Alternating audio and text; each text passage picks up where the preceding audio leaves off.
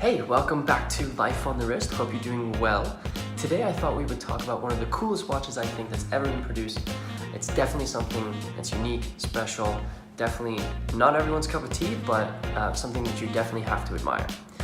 But before we get into that, if you wouldn't mind smashing that like button, it'd be greatly appreciated. We're trying to grow as fast as we possibly can on YouTube, so of course all the likes definitely help. So the watch that I thought we would talk about is the Rolex Daytona reference 16528, nicknamed Big Blue. I'll make sure to put up a bunch of pictures because this is definitely something that you have to see in order to appreciate. If I'm looking down, it's because I have some notes there, so just so you know. So the Rolex Daytona was launched in 1988, and it runs on the automatic caliber 4030, which is a heavily based El Primero movement, but it's been heavily modified by Rolex to kind of fit their needs and definitely raise the level of quality. It's 39 millimeters, so it's extremely wearable, which I think, that's the staple of a Rolex Daytona. Everyone likes them because you can wear them so easily. But I think the special factor is the fact that it's a solid gold 18 karat yellow gold case that's got this rich color to it that really stands out on your wrist. It's not something that everyone's gonna wear. It's not like the steel sports watch kind of vibe. It's definitely something that you have to be ready to wear yellow gold. It's contrasted, or I guess complemented, with this deep blue sunburst dial. That's probably one of the nicest combinations I've ever seen. I think the rich gold and that bright blue really mesh together nicely and have this really nice tone that you don't see very often. It actually reminds me of a Rolex Date that we had that had a yellow gold bezel with a blue, almost like tapestry dial. One of the most beautiful watches we've had. I've gotten so many compliments and comments about that watch.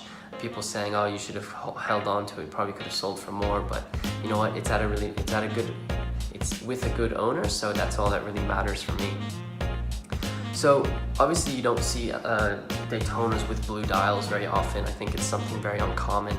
But this dial was actually designed by Singer. It's one of Rolex's dial manufacturers, and it was only made in very few quantities because it wasn't as popular when it was produced. I think people kind of thought it was too different and perhaps a little bit too edgy, and so they only made very few quantities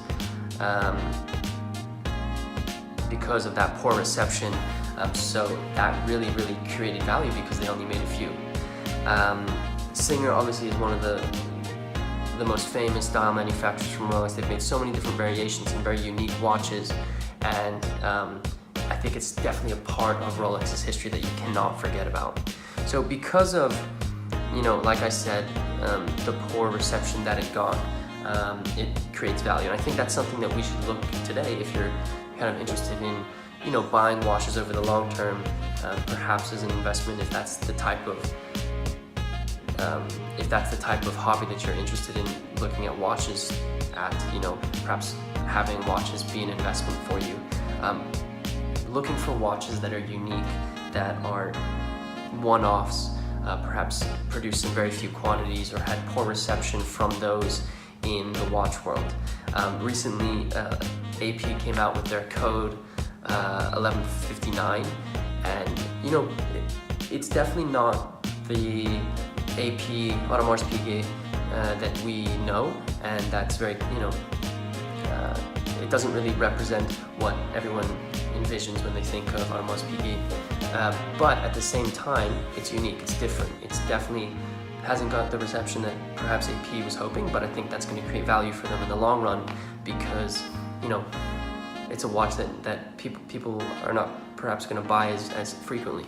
So, if the 1159 goes up in value, in 20 years from now, I definitely said it first. So because of the poor reception, these watches were, obviously mounted on this, 4030 movement, and because of the poor reception, these watches were actually gifted to partners, to senior management and suppliers of Rolex because they couldn't sell them. So it's funny that it was almost like it was like a way out for them to kind of get rid of this watch because they couldn't sell it. Daytonas have these kind of stories, and it's crazy to think that the reception of them back then was so, it's just a Daytona. But now everyone is looking for them, and it's one of the, grails for a lot of people. Yeah, so it's a weird thing to think about. So obviously this is a very unique watch. It's something that, I would love to have in my collection someday. I was doing some research on it, and I found that at the Geneva auction in 2017, one of these big blues went for 552,500 Swiss francs, which is an insane price tag on any Daytona, but especially for this type of unique Daytona. And if I'm completely honest, I think that the values are going to keep going up if one comes to the market, because, I mean, this is unique. It's such an interesting combination of colors, and I think definitely something that will stand out in anyone's collection, no matter if you like Daytonas, if you like yellow gold watches, if you like blue dials. Blue dials have become super popular now. You can think that Rolex Submariner I was talking about with the blue bezel and blue dial, this Daytona, the Rolex date that I had, my memo sale. So I think the reason why I'm so attracted to this is because I really like the blue dials. It's just been something that I've always loved in my collection. So my opinion about the watch, it's not everyone's cup of tea. First of all, it's yellow gold. Some people don't like wearing yellow gold. It's blue. It's very in your face. But I think it can be worn very understated if you keep it underneath your cuff. If you're kind of muting the colors a little bit, I think you can definitely wear it and not be seen as someone who's trying to show off so much. I think, like I said, the interaction of the gold and the blue really is a selling point for me. I think that it's one of the most beautiful combinations of colors in watches, and it's definitely unique when it comes to the world of Daytonas, and I think that's what everyone wants. They want to have a collection and wear watches that are unique and individual to them, and if this is the type of watch that's unique to you and plays into your personality, I think it's one of the nicest watches that you could find for that price point.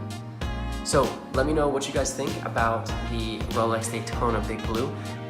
Love to hear it in the comment section. And on that note, I hope you guys have a nice rest of your day.